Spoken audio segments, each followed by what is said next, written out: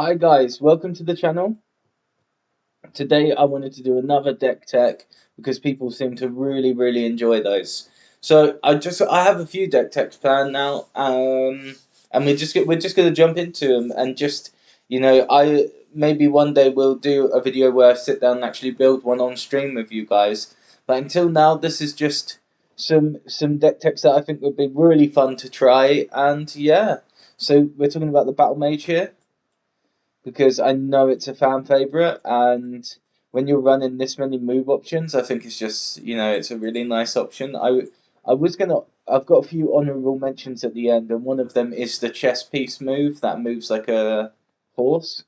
Just to position your battle mage and some of your other minions that matter in the right position. So yeah, this jump into it.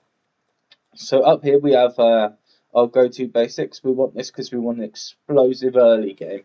This deck, to me, it really it lends itself towards the early game more than anything. Late game you kind of lose a little bit. You don't have many big minions, but I did put the swords in to compensate for that, so we can get our fours up to fives and fives up to six. But yeah, we've got all our fast mana here just for some explosive terms. We've got our boost here and our removal in the form of equipment. Doomsday Device, really fun. If you don't know it already, I think this one comes in the alpha precons. You give it to a minion and they just run around with it. Is it 8 turns? 6 turns. At the end of each player's turn, you remove a counter from it, and at the end of the 6 turns, it deals damage in a area like this. So you go and throw it at their avatar, essentially. That is one of our main strategies, and definitely Plan B in the whole thing. That we want to throw this at our opponent. This is a good draw card on top of our wizards. Now we are not actually running wizards in this deck, which hurts. I know we're playing air and we're not playing wizards. I know. That's it. Obviously in our honourable mentions. Same as with we have a ton of earth stuff, like the land surveyors and stuff. That can just generate extra mana for us. But we're going to go down to our void creatures. We've essentially maxed out on all of them, except for these guys here, that we only have 2 each of, just because it felt right. Maybe you could sacrifice these two, because these are kind of irrelevant to our plan of getting an early Voidwalker on top of your opponent. But I think just how much ground these covered, they're definitely sideboard, if anything else. But probably should have took these out to run a 3/3 here. But yeah, we're starting with the Vril Revenant. It's a Void Walk, and it's got pay 1 generic, gain +1 power for this turn. I like this card because it's early. You can play it early, and then it's got late game built into it. Because when you're 10 mana deep, you can just turn this into a 10/10. It doesn't say once per turn, so you can actually just keep using that ability. We've got our Void Walk, Airborne, Burrow, and Submerge, and nearby enemies lose stealth, like all in one package. And what makes this Void Walk so good is you can actually just play it right next to their avatar and start swinging straight away. We've got the Phase Assassin. He's got stealth when he enters the void. And our Headless Haunt, which is a 3 for a 4, which is massive. But the drawback is at the start of your turn, Headless Haunt teleports to the top of a random site or void. And I imagine you do that roll in a d20, because I checked there's actually 20 squares in the whole of the map. When you're playing a bigger map with 4 players, this is going to be hilarious. Spectral Sailor, this is your go-to Void Walk. 2 for a 2, you drop it right next to them. And I have this little combo package here, because we're playing the Battle Mage and we want to position ourselves while still being able to play lands and stuff. This is the package here. So we've also got the Summoning Spheres to be part of the Mana Lang package. So what we're aiming to do with this is drop the Men of Lang right next to the avatar using Grapple Shot, teleport, or blink.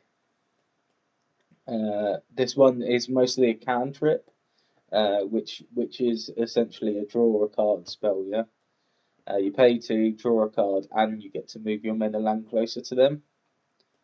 And Men of Lang has an ability whenever it strikes an avatar, so it attacks.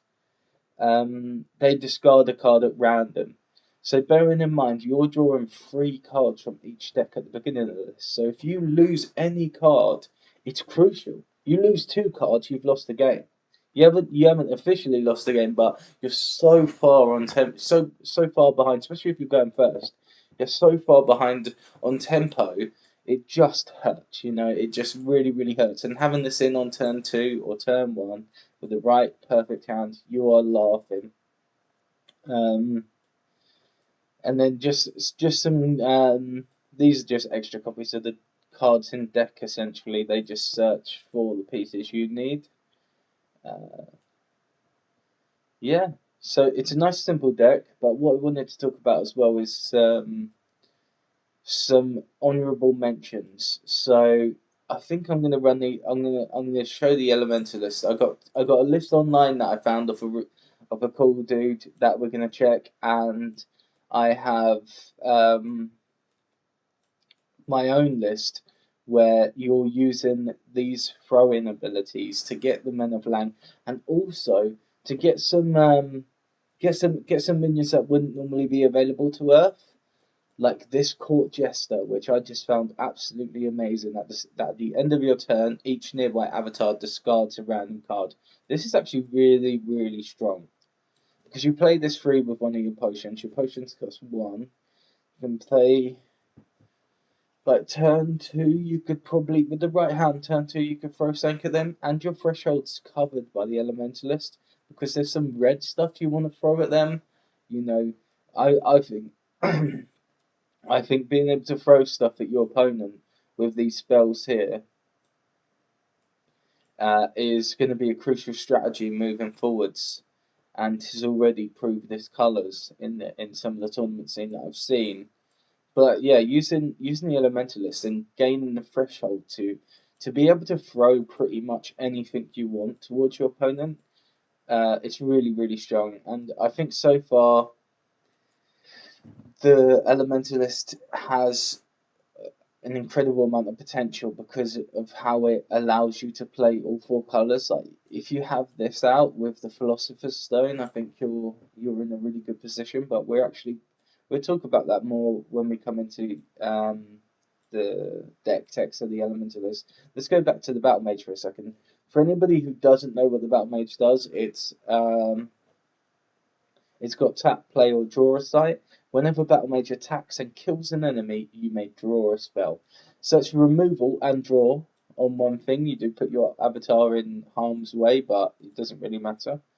Uh, you've got enough Voidwalk to play where, like, the idea is that you know, they play an enemy here on this middle, you throw your guy over, it attacks, and then it's not left out here because next turn you can back it up by a Voidwalk minion just over here, or wherever they don't play, because you can play your minions directly to the void.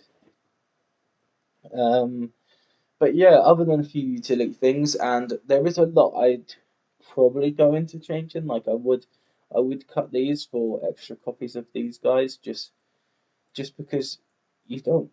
If you see the 5 drop in your hand, it's not as good as seeing these early guys that you can just get these sneaky attacks in with. But yeah, so something like that I'd probably run just as like a base, like a primer to move on forwards from your deck from there. But yeah, it's only been a quick one today. I'm probably going to do a lot more deck techs as time goes on. Some other mentions would be to try and add in the the Earth package. I think I said already, um, and maybe some lightning bolts and stuff because our only removal so far is these swords over here, which is okay. Not every deck has to run maximum amount of removal or any removal at all, because your strategy wants them to discard cards, so hopefully they don't get a chance to play any minions because they're holding up removal for you. Not always do you need removal in your deck, but yeah, this is the first like primer version of it. And if there's any changes that you think I should make, please drop it in the comments and let me know what you found out when you tried it. I hope you guys enjoyed the new intro. I thought it was a little bit more smoother, but for now, take it easy.